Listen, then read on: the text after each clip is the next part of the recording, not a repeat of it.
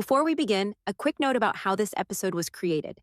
This episode uses AI generated narration to bring Dr. Jackal's voice and character to life. However, the ideas, framing, and wording are my own. Dr. Alyssa R. Jones. The content has been synthesized, paraphrased, and adapted from history of psychology textbooks, scholarly work, lectures, professors, and other educational resources that have shaped my understanding of psychology, science, philosophy, and the mind. AI is used as a creative teaching tool, but the educational interpretation, organization, and teaching perspective come from me. Some wording may be condensed or adapted for clarity, accessibility, and narrative flow. This episode is designed to support learning, discussion, and historical engagement, and to invite students into the ideas, not replace the original sources. It is an honor and a delight to say these words to you. Welcome to the Eras Tour! Episode 1. Why the History of Psychology Matters. Welcome to Dr. Jackal's History and Systems of Psychology podcast, where we trace the strange, brilliant, and occasionally messy road that made psychology into a science. I'm Dr. Jackal, your lab mascot guide through the twists, arguments, breakthroughs, biases, strange apparatuses, and bold ideas that shape the field. Today we begin with a basic but very important question. Why does the history of psychology matter? That may sound like the kind of question professors ask right before assigning a lot of reading. And yes, fair. But this question really matters. Because psychology did not appear fully formed one day, wearing a lab coat and holding a clipboard. Psychology became a science slowly, messily, unevenly, through philosophy, physiology, measurement, experimentation, argument, social change, institutional power, and cultural pressure. So in this episode, and throughout this course, we are not just memorizing a timeline. We are tracking how people changed their minds about what counted as evidence, what counted as science, and what counted as the mind in the first place. That is the real story. And once you see that story, modern psychology starts to make a lot more sense. Part 1. Why study psychology's past? History is always relevant to the present because it helps us understand how the world we live in came to be. The same is true for psychology. If we want to understand the field of psychology today, with all its subfields, methods, debates, and tensions, we need to understand how it developed. Especially in its early years, psychology was trying to figure out what kind of field it was. Was it philosophy? Was it biology? Was it medicine? Was it physiology? Was it the study of consciousness? Was it the study of behavior? Was it the study of the brain? Was it the study of the soul? The answer historically has been complicated.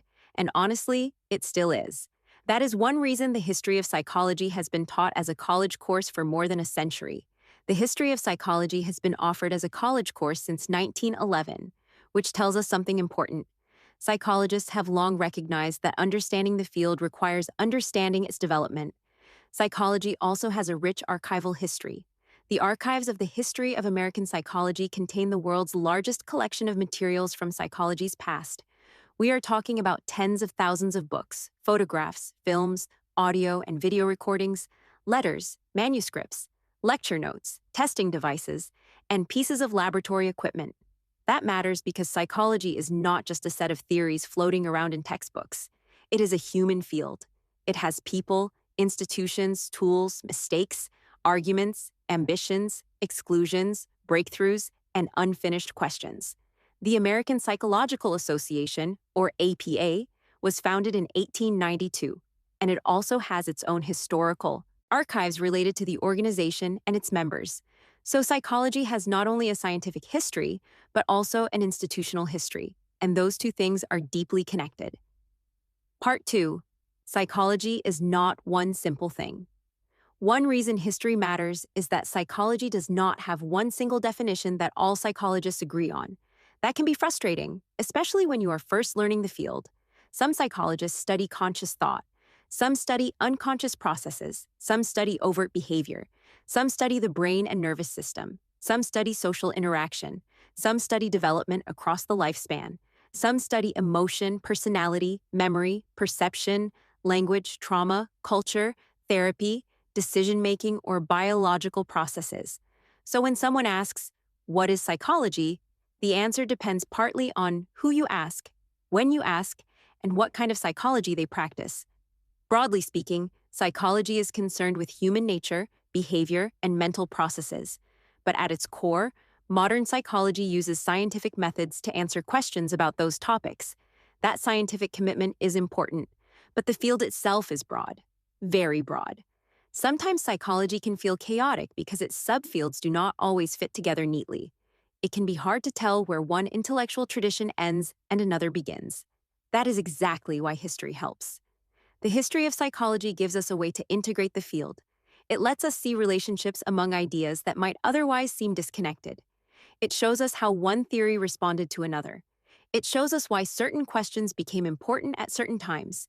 It shows us why methods changed. It shows us why some areas grew while others were ignored or rejected. In other words, history helps us see the pattern underneath the chaos. And there is a lot of chaos. Glorious chaos, but chaos. Part 3. Psychology as an evolving field. Psychology is also fascinating because it has evolved over time, and I do mean evolved. Like living species, academic fields adapt to their environments. They respond to pressures. They develop new tools. They compete for resources. Some ideas survive, others disappear. Some disappear and then come back later in a new form. Psychology is still evolving. In many ways, it is just getting started. We know a lot more now than psychologists knew 100 years ago, but human behavior is complex. The mind is complex, the brain is complex. Social life is complex. So psychology continues to generate new explanations, new methods, new discoveries, and new debates. That is part of what makes the field exciting. It is not done. It is not settled. It is not a museum piece. It is alive. And to understand where it may go next, we need to understand where it has already been. Part 4. Psychology is both very old and very new. Here is one of the interesting contradictions about psychology. Psychology is one of the oldest scholarly interests, but one of the newest formal scientific disciplines. People have been asking psychological questions for thousands of years.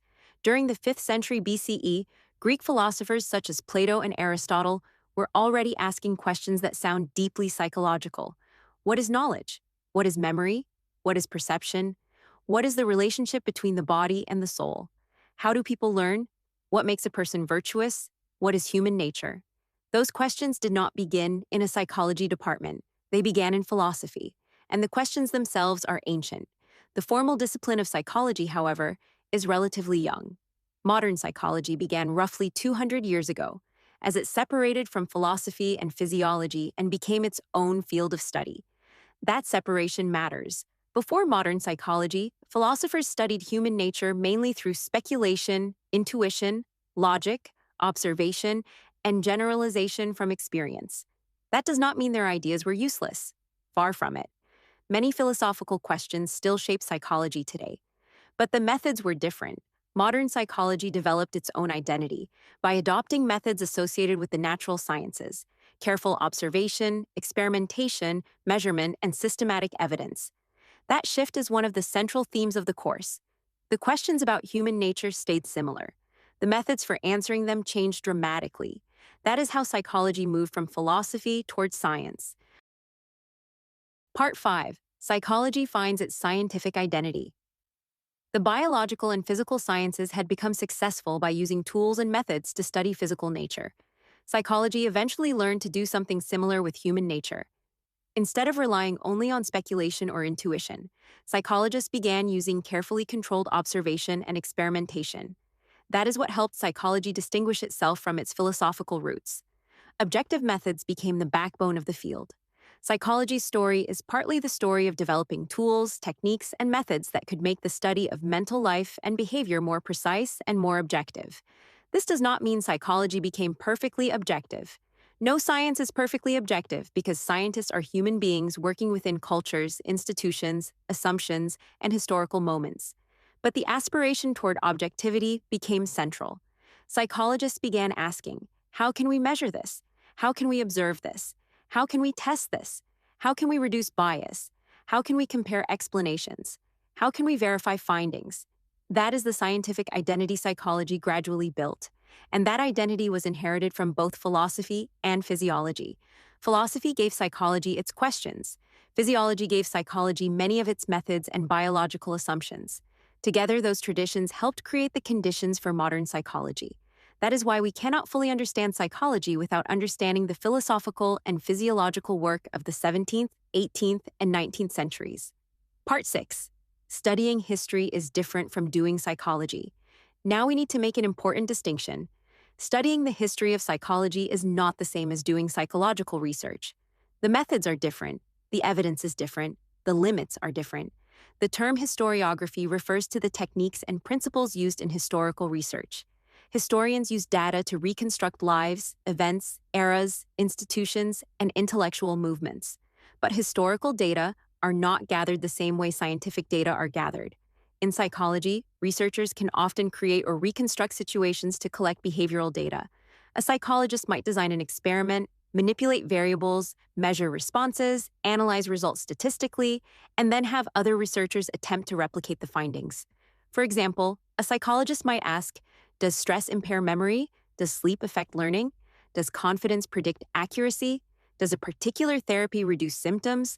Does a certain stimulus produce a particular response? In those cases, researchers can design studies, collect new data, and test relationships among variables. Historians usually cannot do that.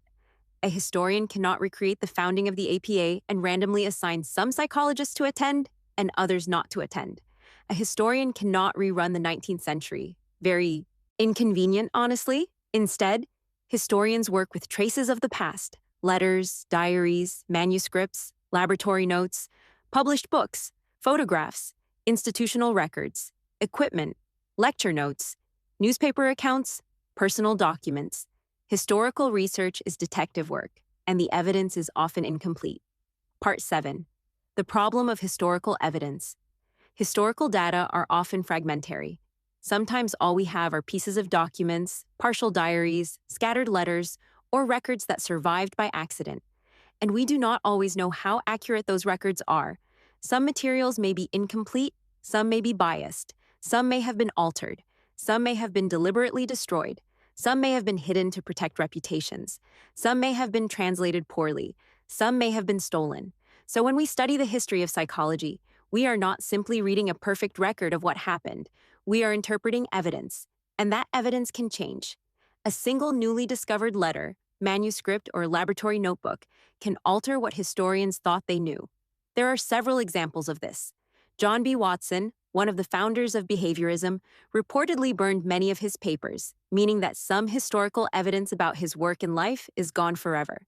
Handwritten pages by Robert Hooke revealed important information about his microscope studies and his observations related to bacteria and spermatozoa. Material by Hermann Ebbinghaus and Gustav Fechner was found years after their deaths. As recently as 1990, more than 100 years after Charles Darwin died, new Darwin material was uncovered, and historical theft has also occurred. For example, an Italian mathematician stole work by René Descartes. The point is not just that history is dramatic, although it absolutely is. The point is that historical knowledge depends on what survives, what is discovered, what is preserved, and what people are allowed to see. That means history is not fixed in the way we sometimes imagine. Our understanding of the past can change when new evidence appears. Part 8. Reputation, editing, and historical image making. There is another problem too. Historical records are sometimes shaped by reputation management. People protect legacies. Families, institutions, students, colleagues, and professional organizations may choose what to release, what to hide, what to emphasize, and what to minimize. Sigmund Freud is a good example. Freud's cocaine use was minimized in some historical presentations. Some materials related to Freud were selected or controlled in ways that shaped how people understood his life and work.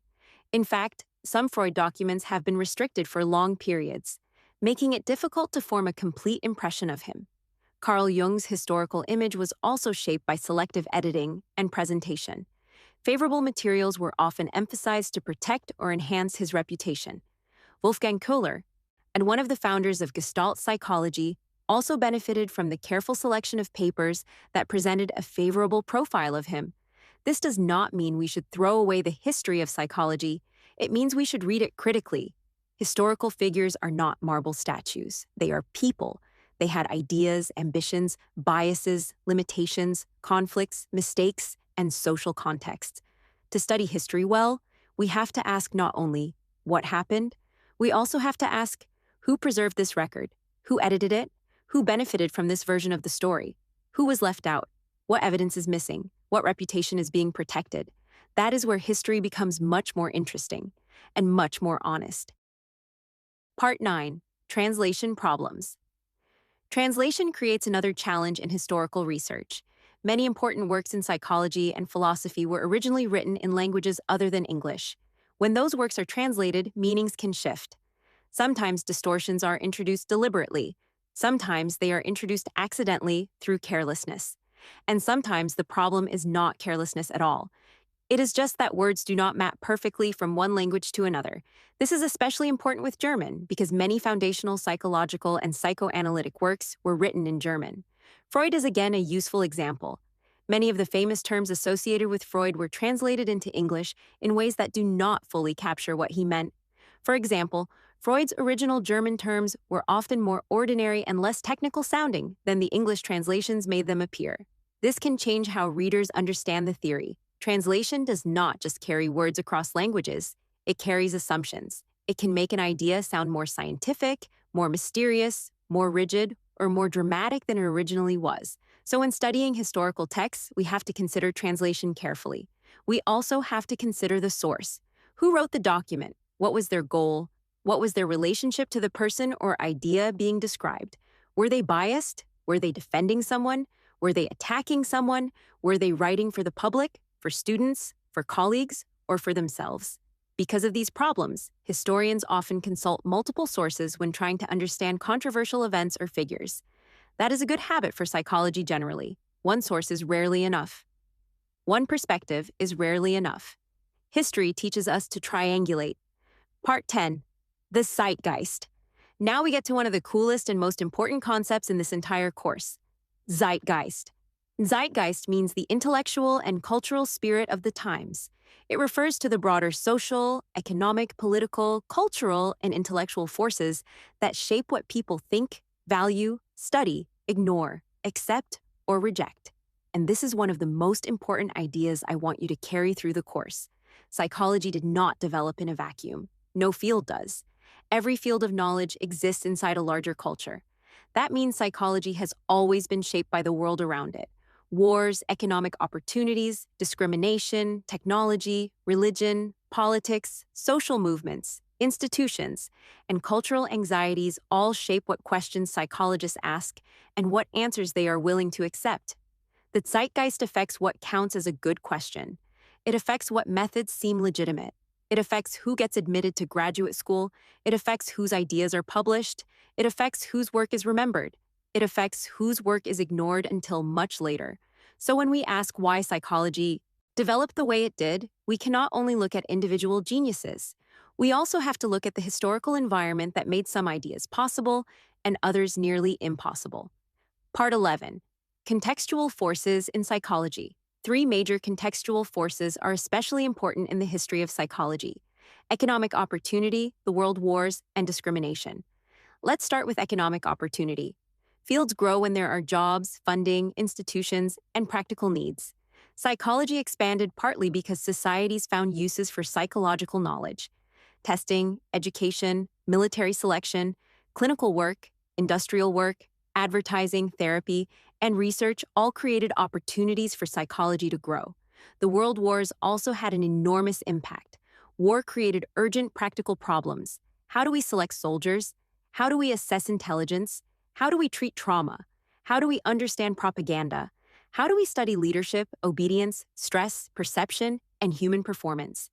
These needs shape the development of applied psychology, clinical psychology, testing, social psychology, and many other areas. But we also need to talk seriously about discrimination. Discrimination has shaped who was allowed to participate in psychology, whose ideas were valued, and whose contributions were ignored. That discrimination appeared in many forms, including sexism, racism, anti-Semitism, and other exclusions.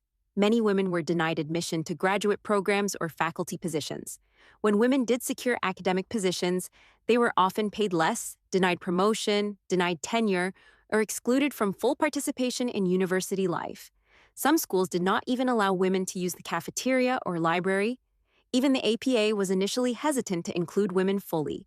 and the APA did not have a female president until 1905. Ethnic and religious discrimination also shaped the field. Many Jewish psychologists faced anti-Semitism and were encouraged to change their names. Henry Israel became Harry Harlow. Abraham Maslow was also urged to change his name, although he did not become known under a different one in the same way. Many Jewish psychologists moved toward clinical psychology, partly because academic positions were less accessible due to discrimination. African American psychologists faced severe barriers as well. Even after earning PhDs in psychology, many Black psychologists were restricted to minor positions or denied access to the professional opportunities available to white psychologists. Since the 1960s, the APA and the broader field have made efforts to promote diversity and expand opportunities for ethnic minorities in graduate training and professional psychology. But even today, representation in graduate education and higher education has not fully kept pace with the diversity of the general population. That matters. Because the field's history is not only a history of ideas, it is also a history of access. Who got to ask questions? Who got to publish answers? Who got jobs? Who got erased? Who got remembered? These are historical questions, but they are also present-day questions. Part 12.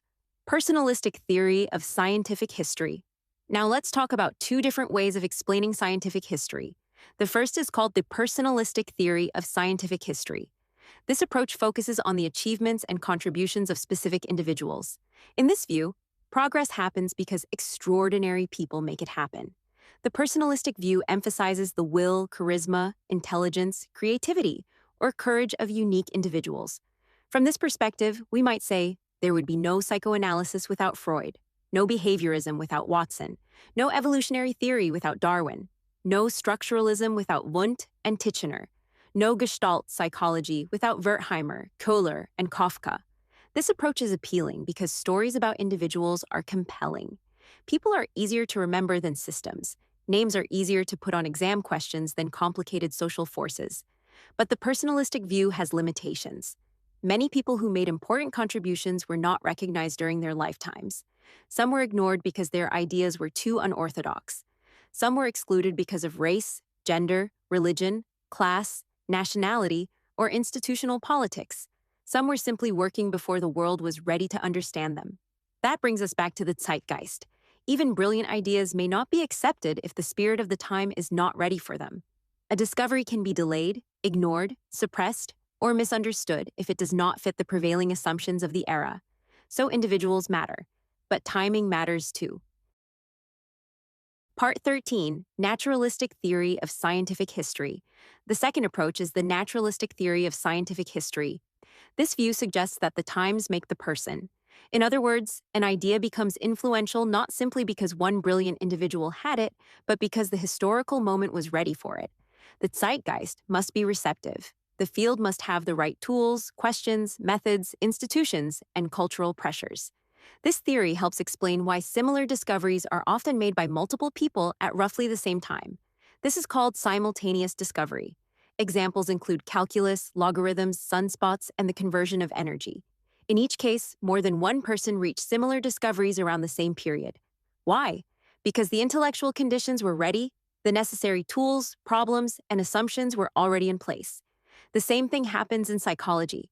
Ivan Pavlov is famous for work on conditioned responses, but he was not the first person to suggest something like this concept. Robert Witt proposed related ideas earlier, but his work did not gain the same recognition.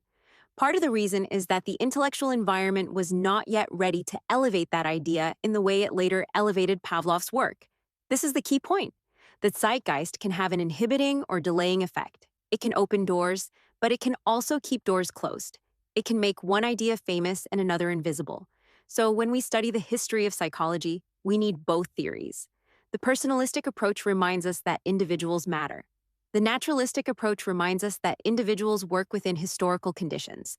No one creates science alone.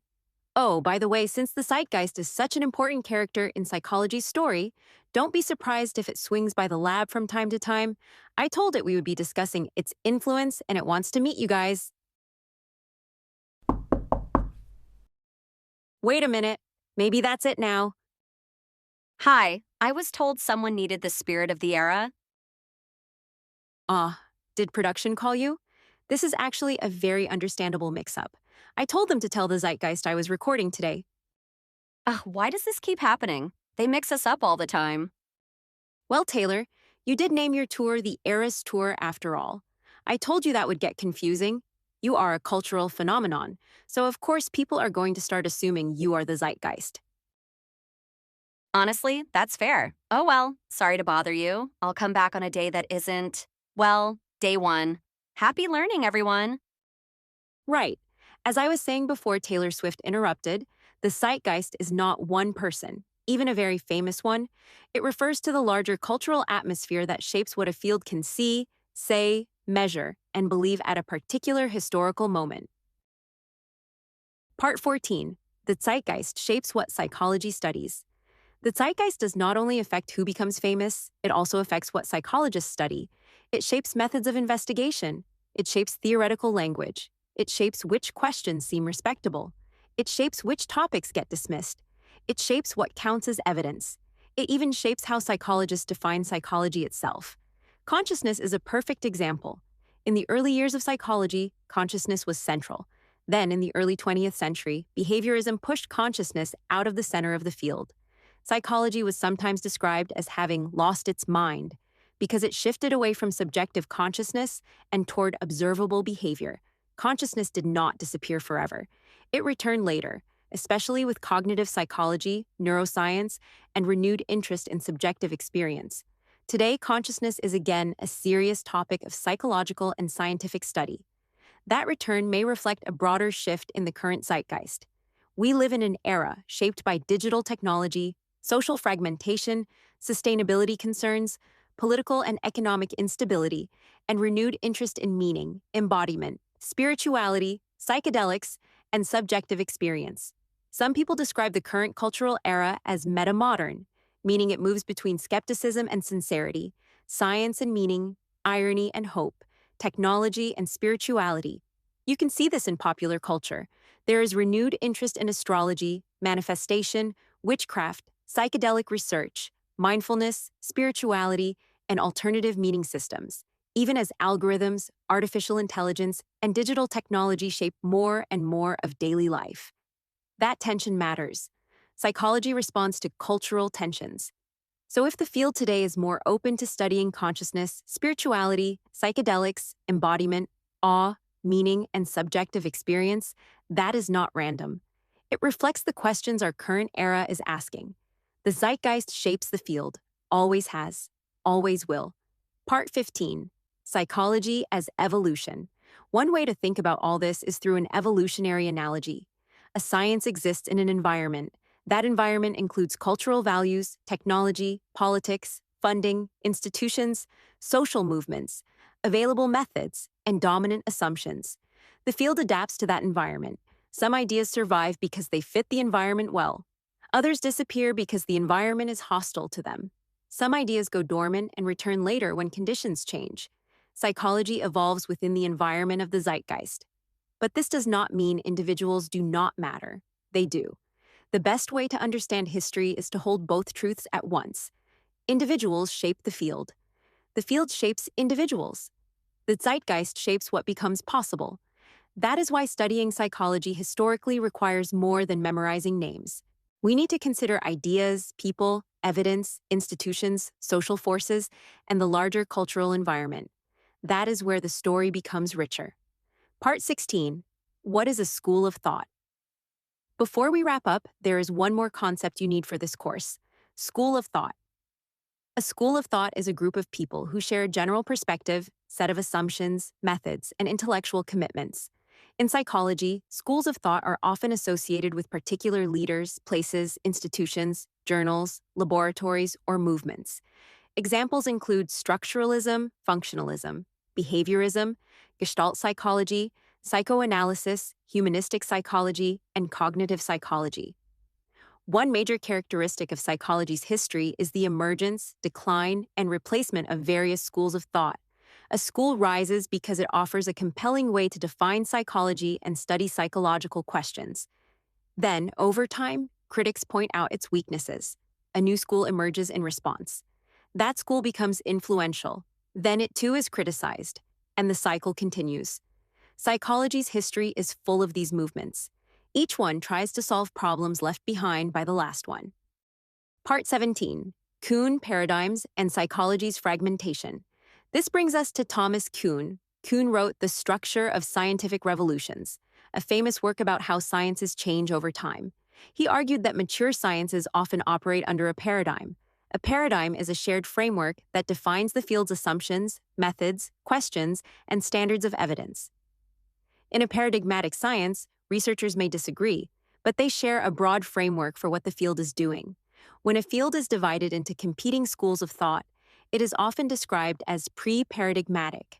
Psychology is frequently described this way because it does not have one single unified paradigm. There is no one framework that all psychologists accept. A cognitive psychologist, a behavior analyst, a psychoanalyst, a neuroscientist, a social psychologist, and a humanistic psychologist may all be studying human beings, but they may define the field differently, use different methods, and value different kinds of evidence. Some scholars have even described psychology as a sequence of failed paradigms. That sounds harsh, but there is some truth in the idea that psychology is fragmented. Different factions hold on to different theoretical and methodological orientations.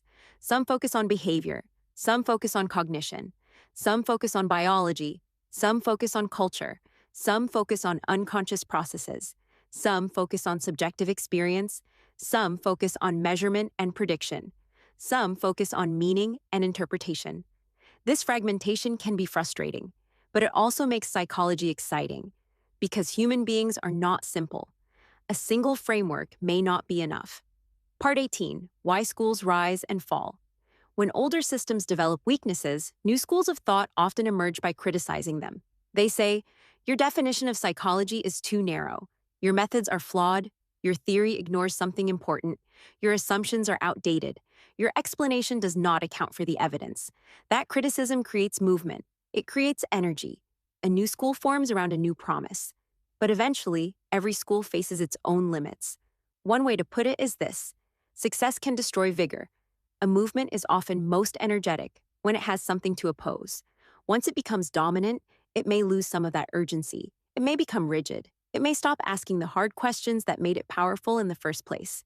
Then the next opposition forms. That is part of the rhythm of psychology's history. A school rises, a school criticizes, a school dominates, a school weakens. A school is replaced, revised, or absorbed. This is not failure. This is how fields grow. Psychology develops through argument, revision, and redefinition. Part 19. The Big Takeaway. So why does the history of psychology matter? Because it shows us that psychology is not just a list of names and dates. It is a story about changing assumptions. It is a story about methods. It is a story about institutions. It is a story about who had access to knowledge-making and who was excluded. It is a story about how culture shapes science. It is a story about how science tries to study human beings while being conducted by human beings. That last part is important. Psychology studies people, but psychology is also made by people. People with beliefs, people with biases, people with tools, people with ambitions, people living in particular cultures at particular historical moments. The great men and women who contributed to psychology need to be understood in context. Their ideas did not emerge from nowhere. They were responding to what came before them, and they created problems that later psychologists would have to solve. That is the pattern I want you to watch for throughout this course. Each figure, school, or system is responding to a problem left behind by the last one. That is the road we are following. Wrap up. Today we began by asking why the history of psychology matters, and the answer is this. History helps us understand why psychology looks the way it does now.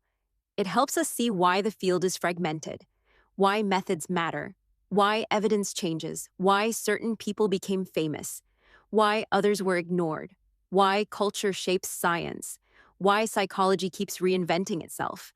The names matter, yes, but the pattern matters more. Psychology changes through argument, measurement, method, and cultural pressure. So as we move through this course, do not just ask, who said what? Ask, what problem were they trying to solve? What assumptions did they inherit? What methods did they trust? What did their culture make visible? What did their culture make invisible? And what did they leave behind for the next generation to fix? That is where history becomes useful. That is where psychology starts to come alive. That's where we'll pause today. Until next time, keep following the evidence, watching the assumptions, and noticing how the past still lives inside the present. This is Dr. Jackal, signing off.